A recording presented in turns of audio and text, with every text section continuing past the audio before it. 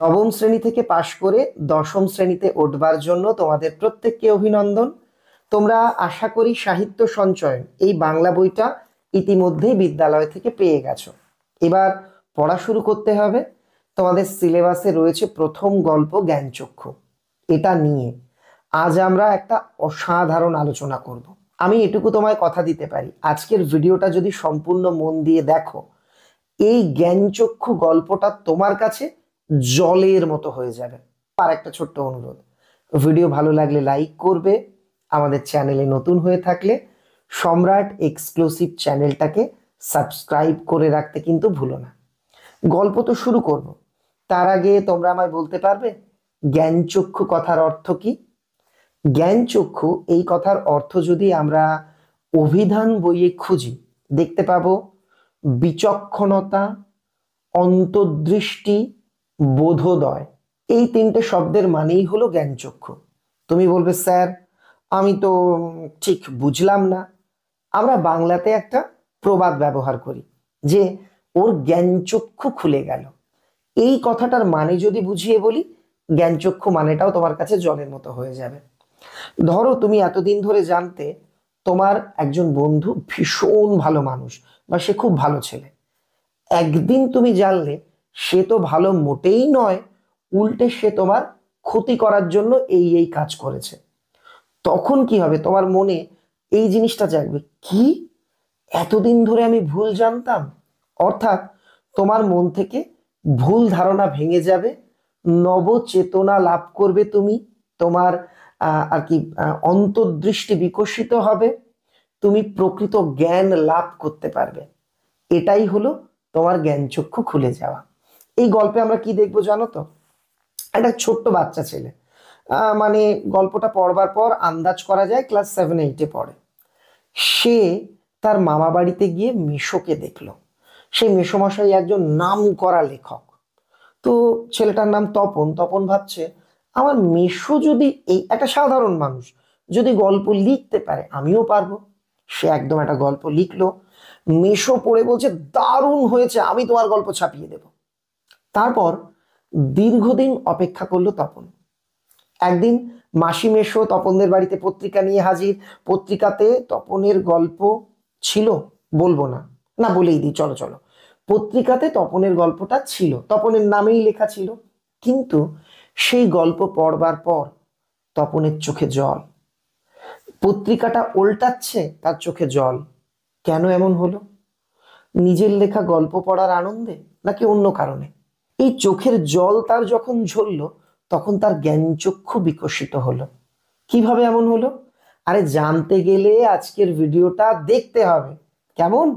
আর একটা তোমাদের এডিশনাল কথা বলে দিই, তোমাদের বাংলা পাঠ্য বই অর্থাৎ সাহিত্য সঞ্চয়ন এই বইটার সূচিপত্র তোমরা খুলে দেখো। অনেকেই মনে করছো যে সবটা বুঝি পড়া লাগবে, না।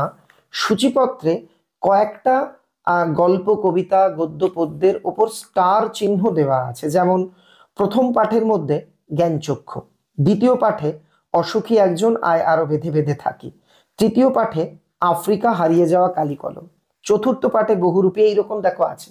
যে কটা গল্প, কবিতা, গদ্য, পদ্যের ওপরে স্টার চিহ্ন রয়েছে সে কটাই কিন্তু তোমাদের সিলেবাসে আছে, সে কটাই তোমাদের পড়তে হবে। বাকিগুলো পড়ার কোনো দরকার নেই। তাহলে এখন যেটা দরকার সেটা হলো জ্ঞানচক্ষু গল্পটা আলোচনা করবার।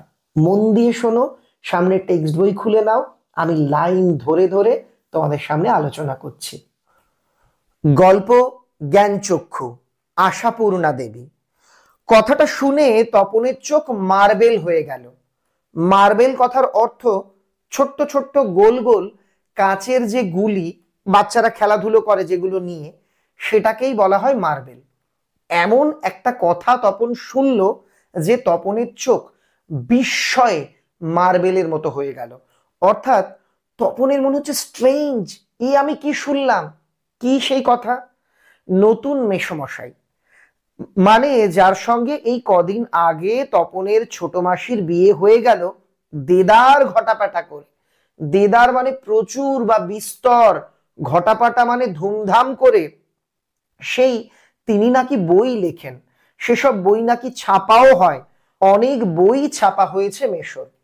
অর্থাৎ তপন যখন জানতে পারল সদ্য যে ব্যক্তির সঙ্গে তার ছোট মাসির বিয়ে হয়েছে, অর্থাৎ তার নতুন মেসোমশাই, তিনি একজন প্রতিষ্ঠিত লেখক, এই কথা শুনে বিস্ময়ে তপনের চোখ মার্বেলের মতো হয়ে গেল।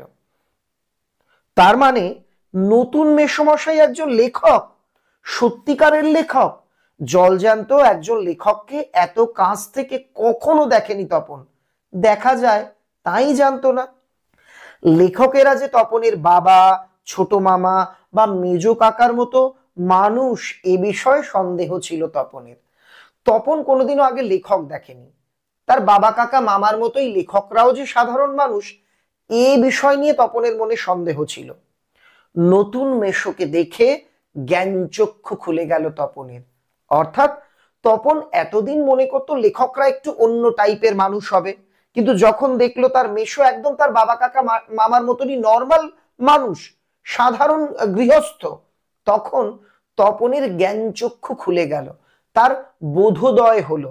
এতদিন ধরে তার মনে যে ভুল ধারণা ছিল সেটা ভেঙে গিয়ে সে নবচেতনা লাভ করলো। আশ্চর্য, কোথাও কিছু উল্টোপাল্টা নেই, অন্যরকম নেই, একেবারে নিছক মানুষ, একেবারে সাধারণ মানুষ, সেই ওদের মতোই দাড়ি কামান, সিগারেট খান, খেতে বসে আরে ব্যাস এত কখনো খাওয়া যায় বলে অর্ধেকটা তুলিয়ে দেন, চানের সময় চান করেন, ঘুমানোর সময় ঘুমন। অর্থাৎ বাবা কাকা মামার দৈনন্দিন জীবন চর্চার সঙ্গে এই মেশোর জীবনযাত্রা একদম এক।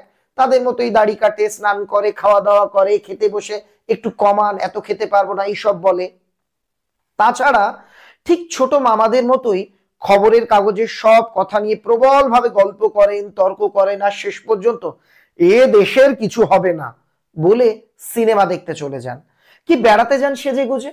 তার এমনকি তার মামারা যেমন খবরের কাগজ নিয়ে বিভিন্ন বিষয় নিয়ে তর্ক করে, আলোচনা করে, মেশোও সেই রকম করে। এমনকি যখন তর্কাতর্কি অনেক হয় তখন শেষে বলে দূর, এ দেশের আর কিছু হবে না বলে চলে যান সিনেমা দেখতে কিংবা সেজে গুজে বেড়াতে। মামার বাড়িতে এই বিয়ে উপলক্ষেই এসেছে তপন, আর ছুটি আছে বলেই রয়ে গেছে। ওদিকে মেশোরও নাকি গরমের ছুটি চলছে, তাই মেশো শ্বশুর বাড়িতে এসে রয়েছেন কদিন। এখান থেকে আমরা জানতে পারলাম তপন তার মামা বাড়িতে এসেছিল মাসির বিয়ে উপলক্ষে, এখন স্কুলে গরমের ছুটি, তাই বিয়ে হয়ে যাওয়ার পরেও সে কিছুদিন রয়ে গেছে। অন্যদিকে আমরা একটু পরেই জানতে পারবো তপনের এই লেখক মেসোমশাই, নতুন মেসোমশাই একজন প্রফেসর, কলেজে পড়ান। তোমরা প্রত্যেকেই জানো বিয়ে হয়ে যাওয়ার পর বর বউকে নিয়ে নিজের বাড়িতে চলে যান, তারপর আবার কিছুদিন পর শ্বশুর বাড়িতে ফেরত আসেন। ঠিক সেই রকম ছোট মাসি আর মেশো শ্বশুর বাড়িতে ফেরত এসেছেন, এবং মেশোর যেহেতু কলেজ বন্ধ তাই তিনি কিছুদিন শ্বশুর বাড়িতে রয়ে গেছেন। তাই অহরহই, মানে দিন রাত অহরহই জলজান্ত একজন লেখককে দেখবার সুযোগ হবেই তপনের। আর সেই সুযোগেই দেখতে পাচ্ছে তপন লেখক মানে কোনো আকাশ থেকে পড়া জীব নয়, তপনদের মতোই মানুষ। অর্থাৎ তপন এতদিন ভাবতো লেখক মানে সে কোনো এলিয়েন্ট, ভিন গ্রহের প্রাণী, মানে অদ্ভুত কিছু হবে, কিন্তু তপন দেখতে পেল না, লেখকরা তো আমাদের মতনই মানুষ। তবে তপনেরই বা লেখক হতে বাধা কি? এই পর্যন্ত পড়বার পর আমরা একটু বুদ্ধি করে পরের পৃষ্ঠাতে চলে যাব। এই বুদ্ধি করে বা ট্রিক্স করে যদি তুমি পড়ো, এই গল্পটা তোমার কাছে জলের মতো হয়ে যাবে। আমরা পরের লাইন পড়বো না, কোন পর্যন্ত পড়লাম, তবে তপনেরই বা লেখক হতে বাধা কি, চলে যাব পরের পৃষ্ঠাতে। এই কথাটাই ভাবছে তপন দিনরাত। ছেলেবেলা থেকেই তো রাশি রাশি গল্প শুনেছে, আর এখন তো বস্তা বস্তা পড়ছে, কাছে গল্প জিনিসটা যে কি সে তো জানতে বাকি নেই। তপনের মনে হচ্ছে আরে আমি ছোটবেলা থেকে কত গল্প শুনেছি, এখন স্কুলে ওঠার পর তো বস্তা বস্তা পড়ছি, ও গল্প কি আমি ভালোই জানি। শুধু এটাই জানা ছিল না সেটা এমনই সহজে মানুষই লিখতে পারে, নতুন মেশোকে দেখে জানলো সেটা। তবে আর পায় কে তপনকে? দুপুরবেলা সবাই যখন নিথর নিথর, মানে সবাই যখন ঘুমে নিথর, চারিদিক নিস্তব্ধ, তপন তখন আস্ত একটি খাতা, খাতাটা কি, হোম টাস্কের খাতা আর কি, বিয়ে বাড়িতে যেটি মা না নিয়ে ছাড়েননি, তপনের মা যে ওই হোম টাস্ক দেয় না গরমের ছুটির সময়, সেই হোম টাস্কের খাতা বলছে এই মামা বাড়িতে যতই মাসির বিয়ে হোক হোম টাস্কের খাতা নিয়ে চল, ওখানে বসে পড়াশোনা করবি। সেই হোম টাস্কের খাতা নিয়ে আর কলম নিয়ে 3 তলার সিঁড়িতে উঠে গেল। তোমরা বিশ্বাস করবে কিনা জানি না, এক আসনে বসে লিখে ফেললো একটা গল্প। তার মানে আমরা ধরো অনেকে বসি একটু পা সরাই, একটু ওড়ামোড়া করি, এরকম নয়, একভাবে বসে, যেমন ভাবে বসেছে এক আসনে এক তালে বসে তপন একটা আস্ত গল্প লিখে ফেললো। লেখার পর যখন পড়লো গায়ে কাঁটা দিয়ে উঠলো উত্তেজনায়, মাথার চুল খাড়া হয়ে উঠলো। কি ব্যাপার, এই যে সত্যি হুবহু গল্পের মতোই লাগছে, তার মানে সত্যিই একটা গল্প লিখে ফেলেছে তপন। তার মানে তপনকে এখন লেখক বলা চলে। তপন মেশোকে দেখে অনুপ্রাণিত হয়ে নিথর নিথর দুপুরে খাতা কলম নিয়ে 3 তলাতে নয় 3 তলার সিঁড়িতে বসে এক আসনে বসে একটা গল্প লিখে ফেলে যখন পড়ছে, তার অনুভূতি কিন্তু দারুণ। সে উত্তেজিত হয়ে পড়ছে, রোমাঞ্চিত হয়ে পড়ছে যে আরে আমি তো পুরো অরিজিনাল গল্পের মতো গল্প লিখেছি। হঠাৎ একটা ভয়ানক উত্তেজনা অনুভব করে তপন। দুড়দুড়িয়ে মানে হুড়মুড় করে নিচে নেমে এসে ছোট মাসিকেই বলে বসে, ছোট মাসি একটা গল্প লিখেছি। ছোট মাসি ও চিরকালের বন্ধু, বছর 8 বড় হলেও সমবয়সী। ছোট মাসি তপনের থেকে 8 বছরের বড় হলেও তারা সমবয়সী বন্ধুদের মতোই মেশে। কাজেই মামার বাড়ি এলে সবকিছুই ছোট মাসির কাছে। তাই এই ভয়ানক আনন্দের খবরটা ছোট মাসিকে সর্বাগ্রে দিয়ে বসে। তবে বিয়ে হয়ে ছোট মাসি যেন একটু মুরব্বি মুরব্বি হয়ে গেছে, মানে একটু মোড়ল মোড়ল, একটু দাদা দাদা ভাব এসছে। তাই গল্পটা সবটা না পড়ে একটু চোখ বুলিয়ে বেশ পিঠ চাপড়ানো মানে প্রশংসা করা, বেশ পিঠ চাপড়ানোর সুরে, বেশ প্রশংসার সুরে বলল, ও মা এ তো বেশ লিখেছিস রে, কোনো কাল থেকে টুকলিফাই করিসনি তো? ছোট মাসি বলছে, আরে লিখেছিস তো ভালো, তাই লেখাটা কোনো জায়গা থেকে টুকে টুকে লিখিসনি তো? ছোট মাসি ভালো হবে না বলছি। তপন বলছে, ছোট মাসি ভালো হবে না, এটা আমি নিজে লিখেছি। ছোট মাসি বলছে, আরে বাবা খেপছিস কেন, জিজ্ঞেস করছি তো, বই নয়। আরে আমি তোকে কি বলেছি তুই টুকে লিখেছিস? তোর কাছে জাস্ট জিজ্ঞেস করছি। রোশ দাঁড়া, তোর মেশোকে দেখাই। এই পর্যন্ত পড়বার পর আমরা আগের পাতাতে ফেরত যাব যে পর্যন্ত পড়েছিলাম। দেখো গল্পটা এবার তোমরা আরো সহজে বুঝতে পারবে। আমরা কোন পর্যন্ত পড়েছিলাম? তপনের লেখক হতে বাধা কি। এবার ওই যে বললো রোশ তোর ছোট মেশোকে দেখাই, তারপর কি হলো? মেশোমশাই কলেজের প্রফেসর, এখন ছুটি চলছে, তাই সেই সুযোগে শ্বশুর বাড়িতেই রয়েছেন কদিন। আর সেই সুযোগেই দিব্যি একখানি দিবানিদ্রা দিচ্ছিলেন। দিবানিদ্রা মানে দিনের বেলাতে ঘুমোনো, দুপুর বেলাতে ছোট মেশোমশাই ঘুমিয়েছিলেন। ছোট মাসি সেই দিকে ধাবিত হন, এগিয়ে যান। তপন অবশ্য না করে প্রবল আপত্তি তোলে, কিন্তু কে শোনে তার কথা? ততক্ষণে তো গল্প ছোট মেশোর হাতে চলে গেছে, হইচই করে দিয়েছে ছোট মাসি তার ঘুম ভাঙিয়ে। তপন অবশ্য মাসির এই হইচইয়ে মনে মনে পুলকিত হয়, মুখে করলেও। যখন তপন গল্প লিখলো, ওর মাসি প্রথমে বলে, এই টুকে লিখিসনি তো? তপন বলছে, না না আমি নিজে লিখেছি। ওর মাসি বলছে, ভালোই হয়েছে, দাঁড়া আমি গল্প কেমন হয়েছে তোর মেশো যেহেতু একজন বড় লেখক, তোর মেশোকে দেখাই। তপন না না না দেখিও না এরম করছে, কিন্তু মাসি গিয়ে মেশোকে ঘুম থেকে জাগিয়ে গল্পটা দিয়ে দিয়েছে। তপন কিন্তু মাসির হইচইয়ে মনে মনে পুলকিত হচ্ছে। কেমন দেখবে, ছোটবেলায় আমার সঙ্গে হতো, বাড়িতে কোনো আত্মীয় স্বজন এসে যখন চলে যেতেন তারা হাতে 10 টাকা 50 টাকা 100 টাকা দিতেন। আমি না না নেবো না এরম বলতাম, কিন্তু মনে মনে ভাবতা ভালোই লাগতো নিতে। ঠিক এই রকম ব্যাপার, এমন ব্যাপার তোমাদের সঙ্গে হয় কিনা আমাকে জানিও লিখে কমেন্ট করে। আর একটা জিনিস কমেন্ট করো, এই গল্পটা যে আমি পড়াচ্ছি তুমি আমার ক্লাসটা কোন জায়গা থেকে করছো, অর্থাৎ তোমার বাড়ি কোথায়, তোমার স্কুলের নাম কি, বা তোমার জেলার নাম কি, অবশ্যই আমাকে লিখো। তারপর কি হলো? তপন অবশ্য মাসির এই হইচইয়ে মনে মনে পুলকিত হয়, মুখে করলেও, কারণ লেখার প্রকৃত মূল্য বুঝলে নতুন মেশোই বুঝবে। রত্নের মূল্য জহুরির কাছেই, এটা একটা প্রবাদ বাক্য। রত্নর যে আমরা যে বিভিন্ন নাম রত্ন, যে গ্রহরত্ন, দামি দামি পাথর, তার মূল্য একমাত্র জহুরি, যারা জহরত চেনে, স্বর্ণকার, তারাই করেন। অর্থাৎ যারা প্রকৃত জ্ঞানী তারাই তো জ্ঞানের কদর করতে জানেন। যারা প্রকৃত রত্ন বিশেষজ্ঞ তারাই বুঝতে পারবেন কোন রত্ন খাঁটি, কোনটা আর কি ভেজাল। তপন মনে মনে ভাবছে, আমি তো দারুণ গল্প লিখেছি, আমার গল্পের গুণগত মান একজন প্রকৃত লেখকই বুঝতে পারবে। তাই তার মনে এই কথাটা জাগলো, রত্নের মূল্য জহুরির কাছে। একটু পরেই ছোট মেশো ডেকে পাঠালেন তপনকে এবং বোধ করি নতুন বিয়ের শ্বশুরবাড়ির ছেলেকে খুশি করতেই বলে ওঠেন। একটু পরে তপনকে ডেকে পাঠায়।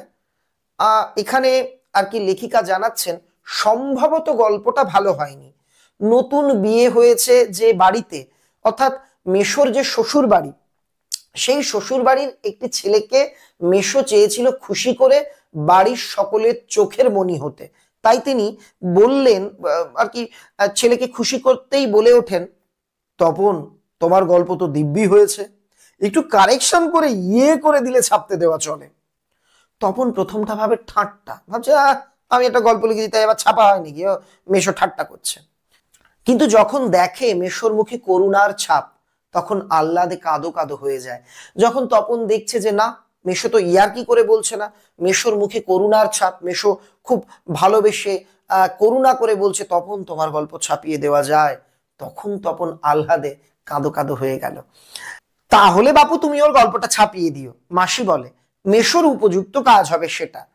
তপনের মাসি বলে, আরে তাহলে তুমি ওর গল্পটা ছাপিয়ে দিও তো, তুমি ওর মেশো, মেশো হিসাবে এটা তোমার একটা উপযুক্ত কাজ, ওর গল্প অবশ্যই ছাপাবে।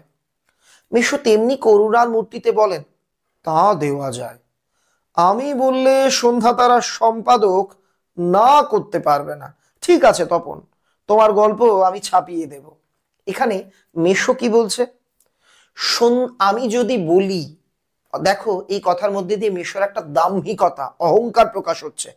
আমি যদি বলি তাহলে সন্ধ্যা তারা, একটা পত্রিকার নাম, ম্যাগাজিনের নাম, সন্ধ্যা তারা সম্পাদক না বলতে পারবেন না, আমি রেকমেন্ড করলে উনি গল্পটা ছাপিয়ে দেবেন। ঠিক আছে তপন, তোমার গল্প আমি ছাপিয়ে দেব। বিকেলে চায়ের টেবিলে ওঠে কথাটা। কোন কথা? তপনের মেশো তপনের লেখা গল্প পড়ে প্রশংসা করেছেন এবং সেটা পত্রিকায় ছাপানোর প্রতিশ্রুতি দিয়েছেন। আর সবাই তপনের গল্প শুনে হাসে। কিন্তু মেশো বলেন, না না, আমি বলছি তপনের হাত আছে। হাত মানে এখানে আমাদের হ্যান্ড বা হাত নয়, হাত মানে আমরা বোঝাতে চেয়েছেন মেশো ওর লেখার হাত আছে, লেখার ক্ষমতা আছে। আমরা বলি না ওর রান্নার হাত ভালো, মানে দক্ষতা বোঝাতে ব্যবহৃত হয়। তপনের হাত আছে, চোখও আছে, বিষয় নির্বাচনের দৃষ্টিভঙ্গিও আছে। নচেত এই বয়সের ছেলেমেয়েরা গল্প লিখতে গেলেই তো হয় রাজা রানীর গল্প লেখে, নয়তো খুন জখম অ্যাক্সিডেন্ট, অথবা না খেতে পেয়ে মরে যাওয়া, এইসব মাল মশলা নিয়ে বসে। এখনকার দিনের ছেলেমেয়েরা গল্প লিখতে গেলেই তো এইসব খুন জখম রাজা রানী না খেয়ে মরা এইসব নিয়ে গল্প লেখে। তপন সেদিকে যায়নি, শুধু ওর ভর্তি হওয়ার দিনের অভিজ্ঞতা আর অনুভূতি নিয়ে লিখেছে। এটা ভালো ভালো ওর হবে। মানে মেশো বলছে, না, তপন কিন্তু চিরাচরিত বাচ্চাদের মতো বিষয় নিয়ে গল্প লেখেনি, তপনের লেখার মধ্যে অভিনবত্ব আছে। সে তার স্কুলের প্রথম দিনের ভর্তির অভিজ্ঞতা অনুভূতি নিয়ে গল্প লিখেছে। আমি বলছি এটা খুব ভালো, ও বড় মাপের লেখক হতে পারবে, ওর দ্বারা লেখালেখি হবে। তপন বিহল দৃষ্টিতে তাকায়। তপন তার মেশোর দিকে একদম বিস্ময় মিশ্রিত, বিহল হয়ে, মোহিত হয়ে, মুগ্ধ হয়ে তাকায়। তারপর ছুটি ফুরোলে মেশো গল্পটি নিয়ে চলে গেলেন। তপন কৃতার্থ হয়ে বসে বসে দিন গণে। দেখো এর পরের অংশটা আমরা পড়েছিলাম, যে পর্যন্ত পড়েছিলাম তার নিচে চলে যাব। তপন কৃতার্থ হয়ে বসে বসে দিন গণে। তারপর কি, লাস্টের আগের লাইনটা দেখো, কিন্তু গেলেন তো গেলেনই যে, কোথায় সেই আটো সাটো ছাপার অক্ষর, কিন্তু গেলেন তো গেলেনই যে, কোথায় গল্পের সেই আটো সাটো ছাপার অক্ষরে গাঁথা চেহারাটি, যার জন্য হাঁ করে আছে তপন মামার বাড়ি থেকে চলে এসেও। তপন ভাবছে মেশো কতদিন হলো চলে গেল, কিন্তু কোথায় গল্প, আমি কবে থেকে ছাপার আটো সাটো অক্ষরে আমার লেখা গল্প ছাপার অবস্থায় দেখবো বলে প্রতীক্ষা করে আছে, কিন্তু কই, মেশো তো এলো না। এদিকে বাড়িতে তপনের নাম হয়ে গেছে কবি, সাহিত্যিক, কথাশিল্পী। আর উঠতে বসতে সবাই ঠাট্টা করছে। ওই মেশো যেটা বলেছিল, হ্যাঁ হবে, তোর হবে, হ্যাঁ বাবা তোর হবে। তবু এইসব ঠাট্টা তামাশার মধ্যেই তপন আরো দু তিনটে গল্প লিখে ফেলেছে।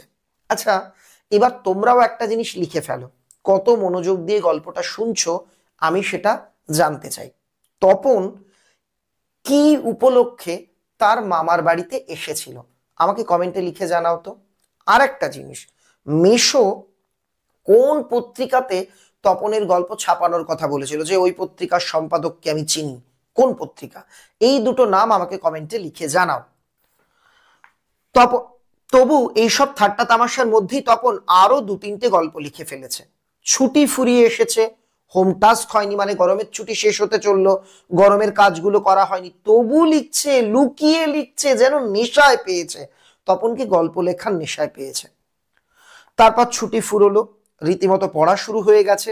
প্রথম গল্পটি সম্পর্কে একেবারে আশা ছাড়া হয়ে গেছে, মানে ও আর ছাপা হবে না, তপন বুঝে গেছে। বিষণ্ণ মন নিয়ে বসে আছে, দুঃখী মন নিয়ে তপন বসে আছে। এমন সময় ঘটলো সেই ঘটনা। কোন ঘটনা? ছোট মাসি আর মেশো একদিন বেড়াতে এলো, হাতে এক সংখ্যা সন্ধ্যা তারা। আমরা ম্যাগাজিন যেগুলো পড়ি, যে ম্যাগাজিনগুলো প্রকাশিত হয়, তাকে কিন্তু একটা বলা হয় না, আমরা তাকে বলি এক সংখ্যা। ধরো যেটা জানুয়ারি মাসে বেরোচ্ছে, আমরা বলি জানুয়ারি সংখ্যার ওই ম্যাগাজিনটা দাও তো। তাই হাতে এক সংখ্যা সন্ধ্যাতারা মানে হাতে একটি সন্ধ্যাতারা পত্রিকা। কেন? হেতু, হেতু মানে কারণ। সন্ধ্যাতারা পত্রিকা নিয়ে কেন বুকের রক্ত ছলকে ওঠে তপনের। তবে কি সত্যি তাই? সত্যি কি তপনের জীবনের সবচেয়ে সুখের দিন এলো আজ? কিন্তু তা কি করে সম্ভব? সত্যিকারে ছাপার অক্ষরে তপন কুমার রায়ের লেখা গল্প হাজার হাজার ছেলে মেয়ের হাতে ঘুরবে। আচ্ছা বন্ধুরা, এবার বলো তো কি হতে পারে? তপনদের বাড়িতে মাসি মেশো তপনেরই লেখা রয়েছে এমন পত্রিকা নিয়ে এলো, তারপর কি হবে বলবো। তার আগে বলি, একটা দুটো জিনিস দেখাই। এটা হচ্ছে আমার সম্পাদিত সরল মাধ্যমিক বাংলা সহায়িকা।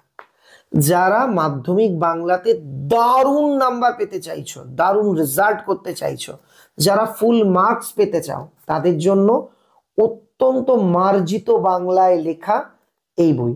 মৌলিক লাইব্রেরির তরফ থেকে প্রকাশিত। বইটা দেখতে এইরকম হবে। নিচে দেখো আমার নাম লেখা আছে, সুদীপ্ত শিকদার সম্রাট। এই বইটা তোমরা চোখ বন্ধ করে সংগ্রহ করে নিতে পারো। যারা বাংলায় দক্ষ, আরো দক্ষ হতে চাইছো, এই বই তাদের জন্য ব্রহ্মাস্ত্র। আর একটা জিনিস আছে, যেটা প্রতি বছর মাধ্যমিক পরীক্ষার কয়েক মাস আগে আমরা প্রকাশ করি, সম্পূর্ণ প্রশ্নোত্তর সহ একটা কমপ্লিট প্যাকেজ, সম্রাট এক্সক্লুসিভ সাজেশন। নাম সাজেশন, তবে এটুকু বইয়ের মধ্যে ক্ষুরোধার সব শর্ট কোশ্চেন, একদম চিরুনি তল্লাশি করে তৈরি।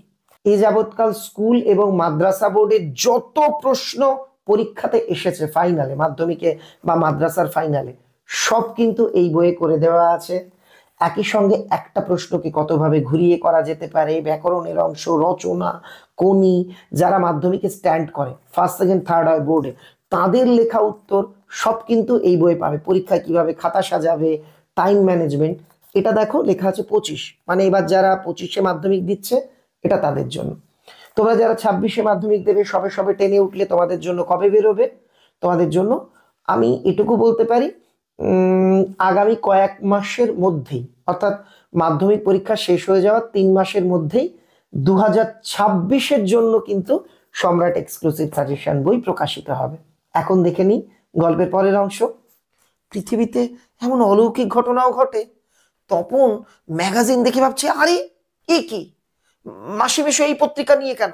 তার মানে আমার গল্প ছাপা হয়েছে, আমার সুখের দিন আজ এলো, আমার লেখা গল্প হাজার হাজার ছেলে মেয়ে পড়বে। তা ঘটেছে, সত্যিই ঘটেছে। অর্থাৎ তপনের কাছে যেটা অলৌকিক ঘটনা, যে আমার লেখা গল্প বাংলার হাজার হাজার ছেলে মেয়ের হাতে ঘুরবে, সত্যিই তাই হয়েছে। সূচিপত্রে নাম রয়েছে, অর্থাৎ এই পত্রিকার সূচিপত্রে লেখা আছে প্রথম দিন, ব্র্যাকেটে গল্প, অর্থাৎ তপনের লেখা গল্পের নাম প্রথম দিন, শ্রী তপন কুমার রায়। সারা বাড়িতে শোরগোল পড়ে যায়। তপনের লেখা গল্প পত্রিকায় ছাপা হয়েছে, ওর লেখক মেশো ছাপিয়ে দিয়েছে। পত্রিকাটি সকলের হাতে হাতে ঘোরে, সকলেই একবার করে চোখ বোলায় আর বলে, বারে চমৎকার লিখেছে যে তো, বারে চমৎকার লিখেছে তো। মেশো অবশ্য মৃদু মৃদু হাসেন। এই মুচকি হাসিটা, মৃদু মৃদু অল্প অল্প হাসিটা আসলে কূট হাসি, শয়তানি হাসি। কেন? বলেন একটু একটু কারেকশন করতে হয়েছে অবশ্য, নেহাত কাঁচা তো। মেশো যখন দেখছে সবাই তপনের প্রশংসা করছে, তখন মেশো তার ব্রহ্মাস্ত্র ব্যবহার করলো। কেন? মেশো মূলত তপনের গল্পটা ছাপিয়েছিল শ্বশুর বাড়িতে নিজের ক্ষমতা জাহির করার জন্য।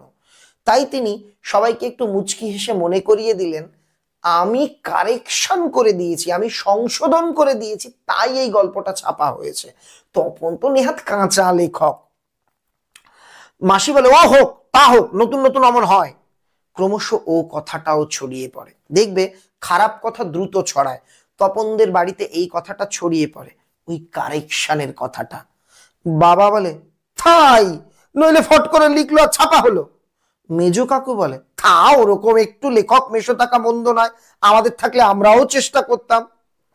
অর্থাৎ বাড়িতে সবাই তপনের প্রশংসার বদলে দেখো তপনের নিন্দা শুরু করে দিল, তপনের সমালোচনা শুরু করে দিল ওই মেশোর একটা কথা শুনে।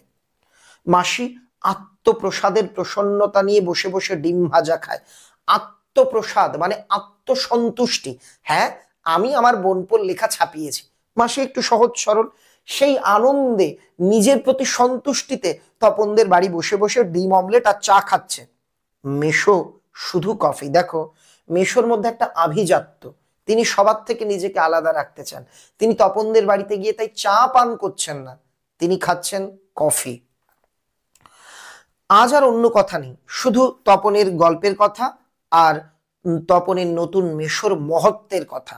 দেখো বাড়িতে সবাই তপনের মেশোর মহত্বের গুণগান গাইতে শুরু করলো। উনি নিজে গিয়ে না দিলে কি আর সন্ধ্যা তারা সম্পাদক তপনের গল্প কোড়ে আঙুল দিয়েও ছুতো? তপনের বাড়ির সবাই মিলে এই কথাটা বলছে, আরে এত বড় লেখক, উনি গিয়ে দিয়েছেন বলেই তো ওই পত্রিকার সম্পাদক ছেপেছে, নাহলে তপনের লেখা গল্প কেনে আঙুল দিয়েও ছুতো না। তপন যেন কোথায় হারিয়ে যায় এইসব কথার মধ্যে। তপন চেয়েছিল গল্প লিখে সুনাম অর্জন করতে, সবার কাছে লেখক হিসেবে নিজেকে মেলে ধরতে, কিন্তু তপন কোথায় যেন হারিয়ে যায় এইসব কথার মধ্যে। গল্প ছাপা হলে যে ভয়ঙ্কর আহ্লাদ হওয়ার কথা, সে আহ্লাদ খুঁজে পায় না। তপন আনন্দ পায় না যে আমার গল্প ছাপিয়েছে, আমার মনে যে আনন্দ হবে, কারণ কেউ তো তপনের প্রশংসা করছে না। সবাই মেশোর মহত্বের গুণগান করছে আর তপনকে ছোট করে বলছে যে ওই মেশোর জন্যই তপনের গল্পটা ছাপা হয়েছে, নালেও ছাপা হতো না। অনেকক্ষণ পরে মা বলেন, কই তুই নিজের মুখে একবার পড় তো শুনি। বাবা তোর পেটে পেটে এত। ওর মা বলছে, উরি বাবা তোর পেটে পেটে এত, পড় পড় পড়। তপনের মা ভালো সহজ সরল মহিলা। এতক্ষণে বইটা নিজের হাতে পায় তপন। মা বলেন, কই পড়, লজ্জা কি, পড়, সবাই সবাই শুনি।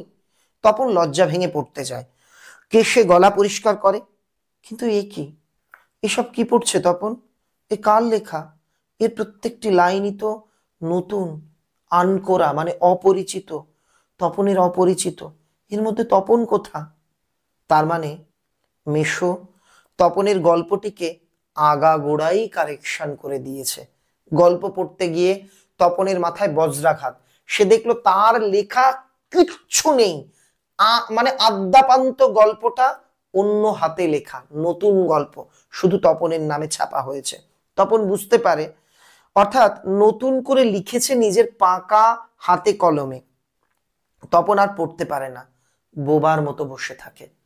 তপন বুঝতে পারে সে মেশোর কাছে করুণার পাত্র, মেশো করুণা করে তার লেখা গল্পটা ছাপিয়েছে, এই গল্পে তার কোনো কৃতিত্ব নেই। দুঃখে তপন বোবার মতো হয়ে যায়, মানে বাক্যহীন হয়ে যায়, বা খাড়া হয়ে যায়। তারপর ধমক খায়। তার মা ভাবছে পড়ছে না কেন, ধমক দিয়ে বলে, কি রে তোর দেখি পায়া ভারী হয়ে গেল। পায়া ভারী হয়ে যাওয়া একটা বাগধারা, যার মানে অহংকার বা গুমর। কি রে তোর দেখি বড় দাম বেড়ে গেল, তুই দেখি খুব অহংকারী হয়ে গেলি। সবাই শুনতে চাইছে তবু পড়ছিস না, নাকি আহ্লাদে, নাকি অতি আহ্লাদে বাক্য হরে গেল, নাকি আহ্লাদের চোটে মুখের বাক্য হারিয়ে গেল, বাক্য হারিয়ে গেছে যে তুই আর কথা বলতে পারছিস না। তপন গড়গড়িয়ে পড়ে যায়। তপনের মাথায় ঢোকে না সে কি পড়ছে, তবু ধন্যি ধন্যি পড়ে যায়। আর একবার রব ওঠে, তপনের লেখক মেশো তপনের গল্পটি ছাপিয়েছে। তপন বইটা ফেলে রেখে চলে যায়। তপন ছাদে উঠে গিয়ে শার্টের তলাটা তুলে চোখ মোছে। তপন কাঁদছে, নিজের সৃষ্টিকে হারিয়ে যেতে দেখে কাঁদছে, মেশোর কাছে প্রতারিত হয়ে কাঁদছে। তার সুনামের বদলে সে আজ অন্যের কাছে তার লেখা গল্প প্রকাশ করতে গিয়ে সে প্রতারিত হয়েছে। তার গল্পের পরিবর্তে অন্যের গল্প তার নামে ছাপিয়ে তাকে সান্ত্বনা পুরস্কার দেওয়া হয়েছে, তাকে করুণা করা হয়েছে, তাকে ভিক্ষে দেওয়া হয়েছে। এইটা বুঝতে পেরে তপন চোখ মোছে। তপনের মনে হয় আজ যেন তার জীবনের সবচেয়ে দুঃখের দিন। তপনের মনে হয়েছিল আমার গল্প ছাপা হয়েছে, তবে কি সবচেয়ে সুখের দিন এলো আজ। কিন্তু আলটিমেটলি তপন বুঝতে পারছে দিনটা সবচেয়ে দুঃখের দিন। কেন তা জানে না তপন। শুধু এই দুঃখের মুহূর্তে গভীরভাবে সংকল্প করে তপন, প্রতিজ্ঞা নেয় তপন, যদি কখনো লেখা ছাপতে হয় তো তপন নিজে গিয়ে দেবে। নিজের কাঁচা লেখা ছাপা হয় হোক না হয় না হোক। তপন প্রতিজ্ঞা করল, আমি আর কখনো স্বর্ণলতার মতো অন্যকে আঁকড়ে ধরে বড় হতে চাইব না। আমি পরনির্ভরশীল নয়, আমি আত্মনির্ভরশীল হব। নিজের লেখা গল্প পত্রিকা অফিসে নিজে গিয়ে জমা দেব, ছাপা হলে হবে, না হলে না হবে। তপনকে যেন আর কখনো শুনতে না হয় অমুক তপনের লেখা গল্প ছাপিয়ে দিয়েছে। আর তপনকে যেন নিজের গল্প পড়তে বসে অন্যের লেখা লাইন পড়তে না হয়। তার চেয়ে দুঃখের কিছু নেই, তার থেকে অপমানের। এই হলো সম্পূর্ণ গল্প। একটা জিনিস তোমাদের বলি, একটা জায়গাতে লেখা আছে জ্ঞানচক্ষু খুলে গেল তপনের। কখন মনে আছে তো? ওই যে যখন দেখলো যে তার নতুন লেখক মেশো একদম তার বাবা কাকা মামার মতো, তখন তার ভুল ধারণা ভেঙে গেল, জ্ঞানচক্ষু খুলল। কিন্তু তপনের প্রকৃত জ্ঞানচক্ষু খুলল গল্পের শেষে গিয়ে, যেটা আমরা বুঝতে পারবো। তপন কি বুঝতে পারলো? আমাকে পরনির্ভরশীল হলে চলবে না, আমাকে স্বাবলম্বী হতে হবে। আমি অন্যের দ্বারা আমার লেখা পাঠাবো না, তাহলে প্রতারিত হতে হবে। আমি নিজের হাতে লেখা গল্প কবিতা, আমি নিজের লেখা গল্প নিজে গিয়ে জমা দেব, তাতে ছাপা হলে হবে, না হলেও দুঃখ নেই। এই ধারণাই কিন্তু তপনের প্রকৃত জ্ঞানচক্ষু খুলে দিয়েছিল। এবার আসি তপন চরিত্রটি কেমন। এক সরল, যে সরল বিশ্বাস করেছিল মেশোকে। দুই, সাহিত্যপ্রেমী, সে কিন্তু ছোটবেলা থেকে এমনকি বড় হয়েও অনেক গল্প টল্প পড়েছে শুনেছে। তিন, কৌতূহলী, তার মনে কৌতূহল ছিল। চার, আমরা বলতে পারি অলিক ধারণা, তার লেখক সম্পর্কে অলিক ধারণা ছিল। তাছাড়া তপনের চরিত্রে একটা জিনিস কি বলতে পারি, অসহায়ত্ব। যখন সে দেখলো তার গল্পটা সম্পূর্ণ বদলে গেছে, লজ্জায় সে কাউকে কিছু বলেনি। আর একদম তপনের চরিত্রের সবচেয়ে বড় দিক কি, আত্মপ্রত্যয়ী। সে নিজে নিজে প্রতিজ্ঞা নিল আর কখনো অন্যের হাতে ছাপতে দেব না। অন্যদিকে তপনের মেশর চরিত্রটা কেমন, খুব চতুর ব্যক্তি। নতুন বিয়ের শ্বশুরবাড়ির ছেলেকে খুশি করে শ্বশুরবাড়িতে সবার চোখে হিরো হতে চেয়েছিলেন।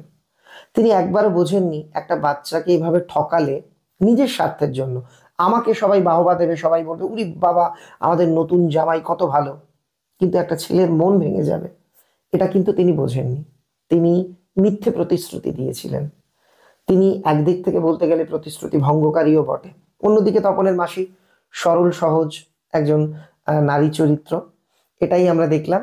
এবার হোম টাস্ক, পড়াশুনো হলো, বাড়ির কাজ দেব না বললে হবে, বাড়ির কাজ তো থাকবেই। এই প্রশ্নগুলোই কিন্তু পরীক্ষাতে আসে, তাই বাড়ির কাজে যা যা বলছি লিখে নাও। পৃষ্ঠা নাম্বার 10, প্রথম লাইন, কথাটা শুনে তপনের চোখ মার্বেল হয়ে গেল। মার্বেল শব্দের অর্থ কি? কোন কথা শুনে তপনের চোখ মার্বেল হয়েছিল? পরের প্রশ্ন, দেদার ঘটাপাটা করে, দেদার কথার অর্থ কি? তারপর আমরা চলে যাব 11 নাম্বার পৃষ্ঠাতে। এ বিষয়ে সন্দেহ ছিল তপনের। কোন বিষয়ে সন্দেহ ছিল, কিভাবে তা দূর হলো? নতুন মেশোকে দেখে জ্ঞানচক্ষু খুলে গেল তপনের। তপনের জ্ঞানচক্ষু কিভাবে খুলেছিল, এগুলো একেরই প্রশ্ন। এই যে কখনো কখনো এটা তিনিও দিতে পারে। নেক্সট, এ দেশের কিছু হবে না, বক্তব্যটি কার? তারপর তপনের মেসোমশাইয়ের পেশা কি ছিল? দেখো, মেসোমশাই একজন লেখক, কিন্তু তার পেশা ছিল কলেজের প্রফেসর, এটা কিন্তু মনে রাখবে।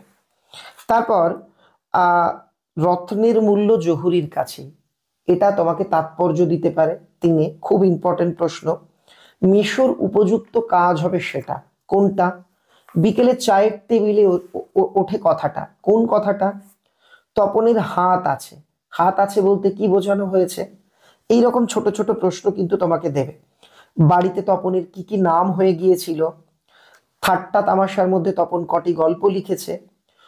একটা প্রশ্ন যদি দেয়, মানে এই গল্প থেকে কোনো প্রশ্ন যদি দেয় পত্রিকা, তার উত্তর হবে সন্ধ্যা তারা।